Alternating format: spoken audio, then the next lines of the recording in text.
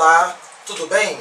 Espero que estejam bem, né? Hoje, voltando ao esquema da minha presença na tela, né? Que não é uma das melhores, nós vamos falar sobre os dois últimos governos do regime militar. O primeiro, Ernesto Geisel, que sucede, né? Ele vai suceder aí o Rastazzo Médici, e o sucessor do Geisel, o general João Batista Figueiredo, né? Então esses dois governos eles serão caracterizados pelo esforço, né? E aí um esforço motivado pela necessidade de promover a redemocratização, a democratização do país.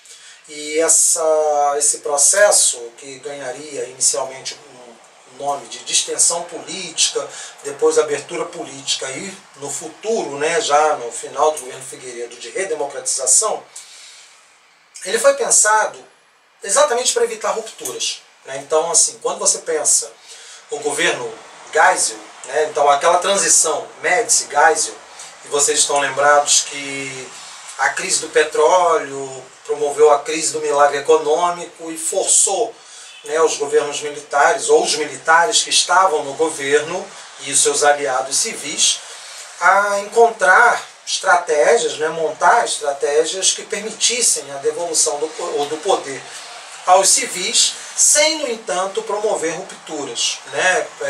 Justamente por quê? Porque se, por exemplo, no momento de insatisfação política da sociedade brasileira, né, muita gente estava insatisfeita, inflação, dívida externa, violência política, né, violência político-policial, né? Então, se você realizasse, por exemplo, eleições diretas para presidente naquele momento, se promovesse uma transição, diria, abrupta, né, para os civis, muito provavelmente elementos de oposição ganhariam essas eleições, né, se aproveitando desse contexto, e obviamente promoveriam aí, digamos, uma situação tanto quanto desconfortável para os militares, né? Então, por isso que todo o processo de transição política foi pensado exatamente para que fosse uma abertura lenta e gradual, né? E o próprio projeto de anistia, que viria a ser assinado em 1979, né, aí na esteira do fim do AI-5, o AI-5 termina em 78, né? Então a lei de anistia ela vem justamente para quê? Para estabelecer um perdão, né? Um perdão para ambos os lados, mas assim, mas não é apenas um perdão. A grande questão é evitar a revanche, né? Um revanchismo, um eventual revanchismo daqueles que de alguma forma foram perseguidos pela ditadura, né? Então temia-se que uma transição feita sem controle pudesse levar a situações desse tipo, e as soluções brasileiras sempre foram muito negociadas, né? Então a gente vai ver isso nos dois governos, vamos analisar entre os dois governos, claro, né, dando alguns elementos, né, principais, mas de qualquer maneira. No primeiro caso, o governo de Ernesto Geisel, que governaria o Brasil de 74 até 79, e o segundo caso, João Batista Figueiredo, que vai ter um mandato maior, né, o mandato dele será de 6 anos, mas ele será o responsável por garantir essa transição política para os civis. Então ele assume em 79 e governará até 1985. E aí a gente vai ver primeiro o governo Geisel.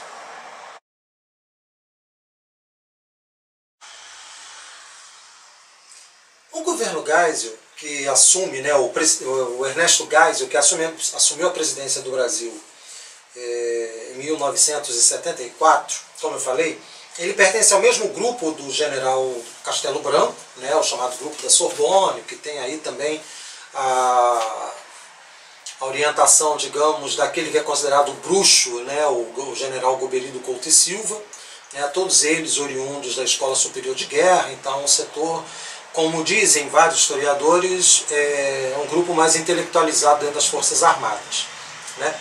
E o governo Geisel, ele vai ser caracterizado, vai ser marcado por situações que mostram muito essa tensão política, né, política no Brasil do início dessa segunda metade da década de 70. Né? Então, vai pegar um governo, digamos, enfrentando problemas econômicos seríssimos, né, o governo Médici, por conta da crise do petróleo. Então você vai ter uma situação, né, como nós já esclarecemos, de endividamento externo, de inflação crescente, né, de uma ação desenfreada dos aparatos de repressão. Tanto é que eles começam a agir à margem do próprio Estado, então parece que o Estado perde o controle dessas instituições, seja o DOPS, o DOI-CODE, né, as próprias polícias, os serviços de informação, né, de inteligência das Forças Armadas. Então o cenário que o Geisel vai encontrar é um cenário, como eu disse, bastante conturbado. E essa situação ela vai ser agravada até pela insatisfação, não apenas dos setores civis, né, que apoiavam os militares, porque aí a repressão começa a chegar até eles, mas principalmente dos militares que não estavam, por exemplo, dispostos a devolver o poder aos civis. E aí nós temos alguns episódios ao longo, né, do governo Geisel que demonstram esse ar meio conturbado, esse ar conturbado no cenário político. Como eu já tinha colocado, né, então ele assume em 74, ele vai ser aclamado presidente. Vocês devem lembrar que as eleições são indiretas, então ele é uma indicação, né, assume com o compromisso de redemocratizar o país. É claro que, como já tínhamos colocado, não vai ser uma operação imediata, rápida, né, vai ser uma transição lenta, bastante gradual e controlada, né? Tanto é que para isso eles vão contar com o apoio desse cidadão aqui. Cadê? Aqui, achei, né? Que é o Samuel Huntington, que é um cientista político norte-americano.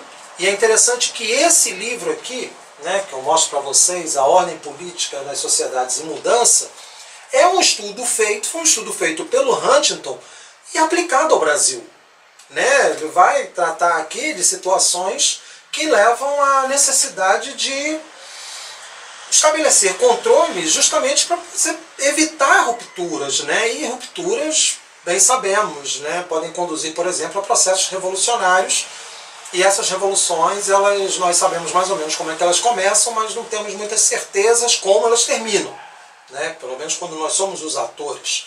E o Geisel, obviamente, orientado aí pelo Huntington e outros intelectuais, o próprio Golbery do Couto Silva compartilhava dessas visões, então ele assume com essa missão, assume com o compromisso de estabelecer um controle, né? E isso fica muito claro. Mas acontece que, apesar desse compromisso do Geisel em promover, né, estabelecer uma situação de distensão política, nós ainda temos episódios que denotam, digamos, uma violência por parte do regime, né?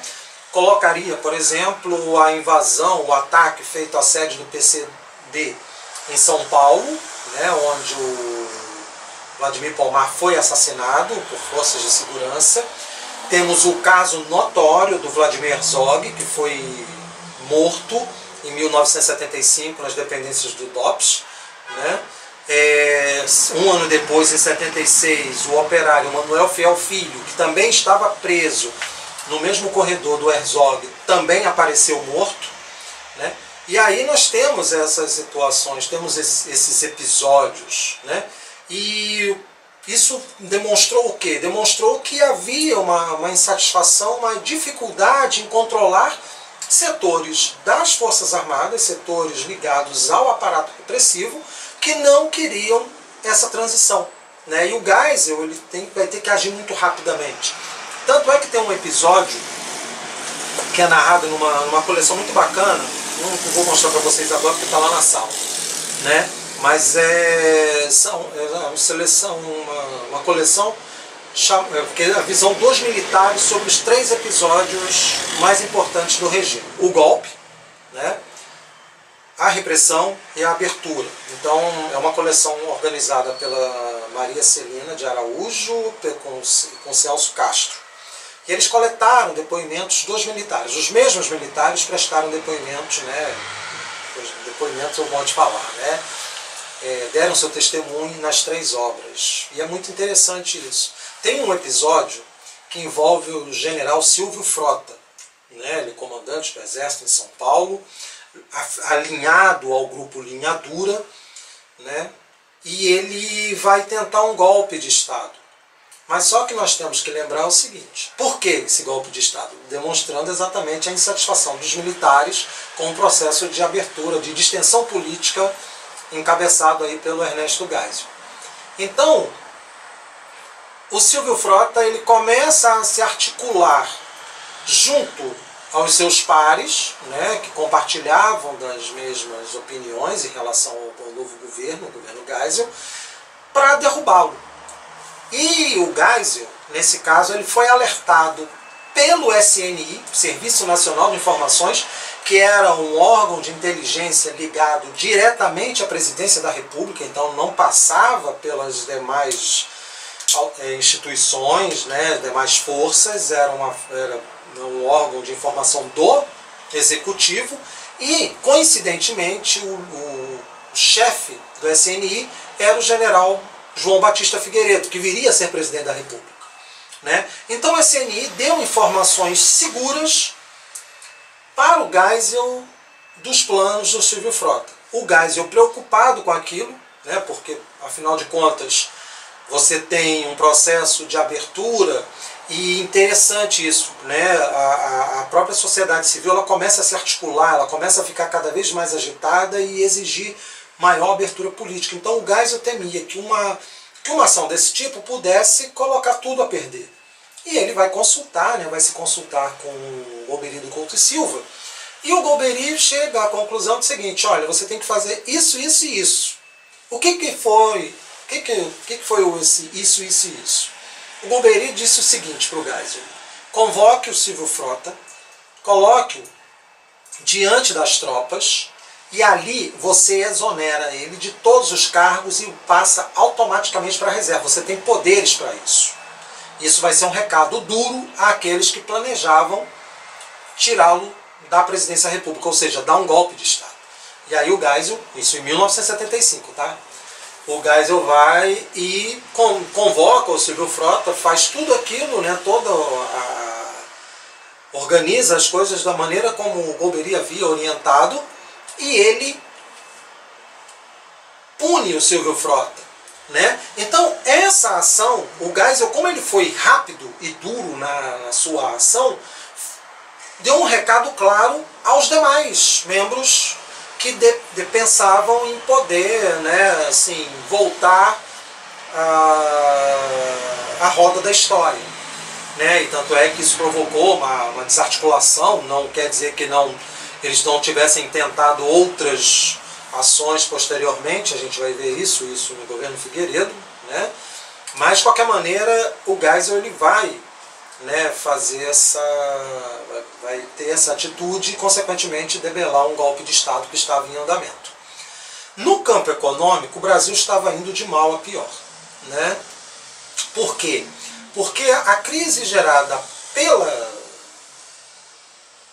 pela crise do petróleo e pelo fim do milagre econômico e o consequente endividamento do Brasil, né, acabou por fazer com que o país tivesse uma situação econômica interna extremamente deteriorada. Ele é obrigado a exportar cada vez mais, reduz obviamente a sua capacidade de investimento, então muitas das obras iniciadas no governo Médici não terminaram.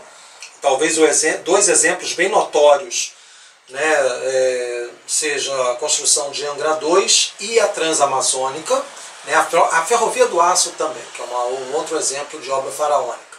Essas obras elas não terminaram, só foram terminar. A Transamazônica nunca terminou, né?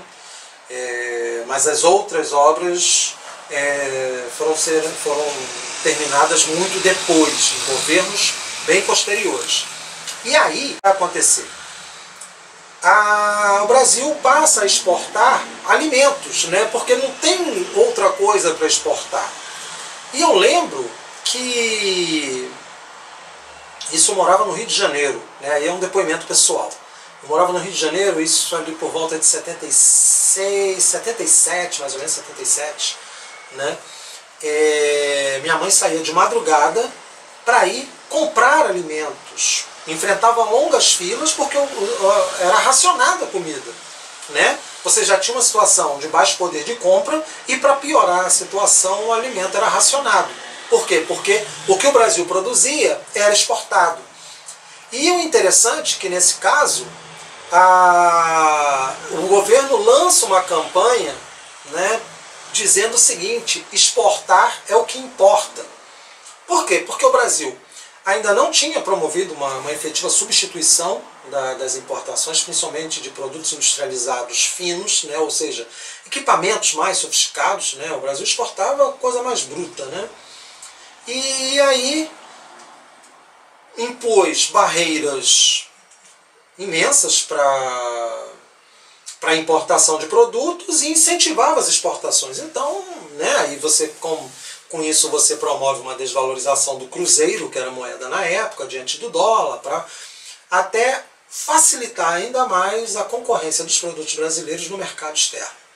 Um outro subproduto dessa crise do milagre econômico, né, e da própria crise do petróleo, foi o desenvolvimento de uma tecnologia genuinamente nacional, que foi o programa, né, o Proálcool, que utilizaria álcool de cana para a produção de combustíveis. Então, assim, o Brasil tinha vastas áreas, tem ainda, né, vastas áreas produzindo cana-de-açúcar, então vamos abastecer os nossos automóveis, né, com álcool. Né? Então o programa, o Proálcool, foi lançado, né, no final do governo Geisel, né, início do governo Figueiredo, e aí para tentar promover essa substituição e evitar que o Brasil ainda tivesse mais prejuízos com a continuidade da importação de petróleo, né, para poder movimentar a frota nacional e a indústria nacional. Então o governo Geisel vai ser caracterizado por esses problemas de ordem econômica. O que vai? Né? Aí temos no campo econômico, no campo político, no campo cultural, ainda aquela efervescência, né, das canções politizadas, críticas ao governo. A censura ainda continua. Temos que lembrar que o que instituiu a censura de fato, né, assim, regulamentou a censura, foi o AI-5. O AI-5 vai vigorar, pelo menos até os últimos momentos do governo Geisel, né? E então a produção cultural brasileira, ela passava, né, ela era obrigada a driblar a censura, né? Recordo, por exemplo, que antes de cada programa na televisão aparecia um certificado emitido pela Polícia Federal dizendo que aquele programa era adequado para aquele horário, né? E dependendo, por exemplo, até aí não tem nenhum problema, né? Talvez você não pode passar determinados programas em qualquer horário, né? Mas tinha uma outra questão. Muitas das produções culturais, e aí eu não estou falando também da produção da televisão, as novelas principalmente, né? As pessoas se reuniam, a novela das 8 era 8 horas mesmo, né? Você tinha o Jornal Nacional, terminava o Jornal Nacional, começava a novela das 8. Né? E aí as pessoas, muitas vezes, os temas abordados por essas novelas eram extremamente ácidos, eram muito críticos. E eu lembro que, por exemplo, fez muito sucesso, né, à época, a adaptação para a televisão do romance de Jorge Amado, Gabriela, Cravo e Canela, né, porque, lógico, Jorge Amado, reconhecidamente um autor, né, perdão, ele é um autor baiano, era um autor baiano, e ele foi filiado durante muito tempo ao Partido Comunista Brasileiro. Então, quer dizer, imagina o conteúdo, né, as críticas do Jorge Amado, né? Outro que escrevia novelas e também tinha posições bem à esquerda e também por conta dessas posições políticas passível, né, sofria bastante com a censura, era o Dias Gomes. O Dias Gomes ele vai criar um dos personagens mais icônicos, de uma das novelas mais icônicas da teledramaturgia brasileira, que é o Bem Amado. Ele cria uma cidade fictícia, Sucupira, e ele está ali, ele faz o panorama da sociedade brasileira. É muito bom, né? É muito legal. Agora, mais recente, foi feito um filme com Marco Nanini, né? Mas aí, sei lá, o charme da época é muito interessante, né? O Paulo Gracindo fazia o papel do Odorico Paraguaçu, o cara que estava doido para inaugurar um cemitério, e ele se fingiu de morto para poder inaugurar um cemitério. É uma crítica bem alegórica ao regime militar, tanto é que ele tinha um sujeito que era aliado, mas muitas vezes não funcionava tão como aliado, que era o Zeca Diabo, né, interpretado pelo Lima Duarte, impagável, né, um pistoleiro que andava livremente pela cidade, e todo mundo temia ele. E tinha também o Dirceu Borboleta, né, que era uma figura ímpar, era um puxa-saco do Odorico, e faltava-lhe vontades, né, uma vontade própria para agir. Ele tinha um sotaque muito engraçado, muito interessante. E tinham 3 irmãs que eram apaixonadíssimas pelo Odorico Paraguaçu, que eram as 3 solteironas da cidade. Então, quer dizer, a novela O Bem Amado é um panorama do Brasil, né? É essa alegoria que conseguia, em muitos casos, passar pelo crivo da censura, né? Temos também uma produção cinematográfica bastante interessante, né? Os filmes vão retratar esse cenário, né? Aposta-se ainda bastante na pornochanchada, né? Que é um gênero tipicamente brasileiro. Então o governo Geisel, no campo cultural, vai ter esse cenário, né? Bem interessante, bem curioso. No campo social, teremos o aumento dos movimentos sociais. E aí eu volto no assassinato do Herzog, porque quando o Herzog foi assassinado em 1975, o arcebispo de São Paulo, Dom Paulo Evaristo Arnes, ele organiza uma missa em memória do Vladimir Herzog. Mas uma curiosidade, o Herzog ele era judeu, né? Mas o Evaristo Arnes entendeu o seguinte: independente da religião, foi um cidadão que morreu pelas mãos do Estado. E essa missa ela lotou a Catedral da Sé, né? A afluência de pessoas foi tão grande, mas tão grande, que eles colocaram alto-falantes fora da catedral para que todos pudessem ouvir a missa. E mais, né? Ali as tropas do exército, né, as forças de segurança cercaram a catedral, helicópteros circulavam, então era audível a presença dos helicópteros, né, o sobrevoo dos helicópteros, no momento da missa. Mas foi um primeiro evento, foi o primeiro acontecimento assim, que marcou, né, uma insatisfação verdadeira da população brasileira contra o regime militar, né? Então isso foi um dado bastante interessante, né?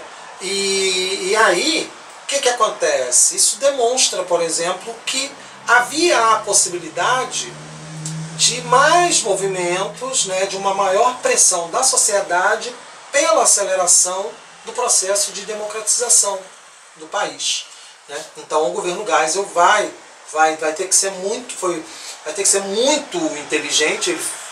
Ele usou da repressão, isso é fato, mas ele não baixou uma mão de ferro da mesma forma que o Médici, né? O Médici e o Costa e Silva, eles foram muito duros na repressão. O Geisel usou da repressão, mas não com a mesma intensidade, né, que os dois anteriores, né? E é interessante porque aí tem um dado legal também em relação à própria eleição do Geisel. O momento assim, a eleição em 74, que era uma eleição, sempre recordando isso, tá, gente? Uma eleição indireta. Quem concorreu com o Geisel foi o Ulisses Guimarães. Ele formou uma chapa, né, uma antichapa com um anticandidato. Por quê? Porque ele sabia que ia perder, mas era uma forma de marcar posição, né? E claro, né, vai governando, né, o Geisel vai governando, vai enfrentando as atribulações do período, né? Também há uma pressão forte por parte dos Estados Unidos, e essa pressão ela cresce assustadoramente com a posse do Jimmy Carter, né? Em 1977, a eleição dos Estados Unidos é em 76, e o Carter coloca a pauta dos direitos humanos na frente de tudo, né? Então ele passa a pressionar os governos latino-americanos, principalmente, claro, né? Para que promovessem processo política, de extensão política, com o objetivo, né, com vistas à manutenção dos investimentos norte-americanos. Isso é um outro ponto muito interessante e vai obrigar o Brasil, né, ou vai obrigar o governo Geisel a, por exemplo, acelerar o fim do AI-5, que aí retiraria os plenos poderes da Presidência da República, do Executivo, e vai encaminhar para o processo de anistia, né, que aí são coisas que a gente vai ver no governo Figueiredo. Tá bom, gente? Então, até a próxima.